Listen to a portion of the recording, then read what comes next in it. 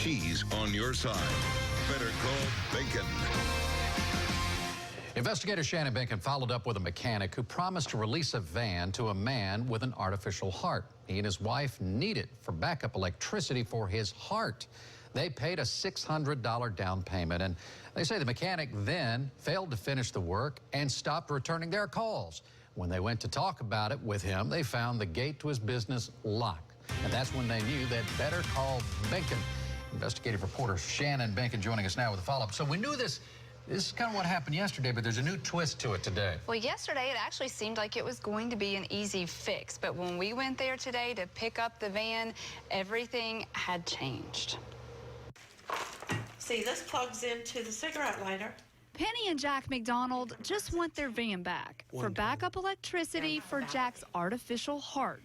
I don't know what to do. They turned to me when Torx Automotive refused to release their van after they paid a $600 down payment. Mechanic Eric Witherington assured me it would be no problem to get the van back. Just send the tow truck. But boy, did his attitude change when we took him up on his offer. So me letting them take the vehicle for only $600 basically means that by y'all doing this has scammed me out of my money that I put into that van. Funny, that's not what he told me Thursday when he said they didn't have to pay anything else. And by y'all doing this is forcing me to give them their vehicle that I... We're asking you to do the right thing because this is a man who needs to plug in his heart.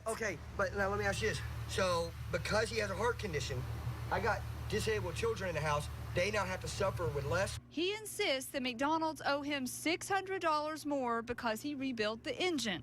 So when they take this van somewhere else and have another mechanic look at it, they're going to find that you did the work you're telling me you did. Yeah. The McDonald's so want to believe that. Then this. Do you have other cars here that belong to people that want them back? No. What about Sean Palmer? He called us last night. That's his Escalade sitting over there that you have and you won't release, he says. He's free to come over here and get it anytime he wants. How do you expect people to believe you when you just stood there and lied to me? How did I just stand there and lie to you? You told me you had no one else's car, but there's one sitting there. Because, okay, you know why?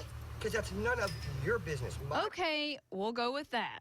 Meanwhile, Penny and Jack's van was towed out of Torx Automotive, and they couldn't be happier. Because it's been a huge problem, and without you, we wouldn't have been able to get it back. But back at the shop, the Escalade still sits. The gate is shut, and the message is clear.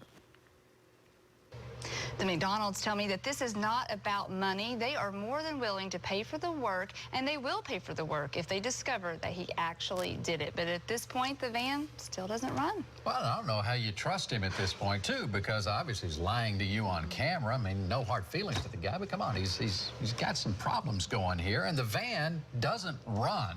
And that's the bigger issue for these folks, right? It doesn't run. He does say that he rebuilt this engine and that the reason it doesn't run is because it needs a fuel pump. So if he's telling the truth, when they take it to a mechanic, they'll find out that he did do the work. And if he did, they'll pay for it. Then they'll have to put a new fuel pump in. But they just want it to work, and they'll pay for it if it does. All right. Thank you, Shannon. And if you have a problem and you need some help, you better call Behnken. The telephone number, 1-855-BEHNKEN.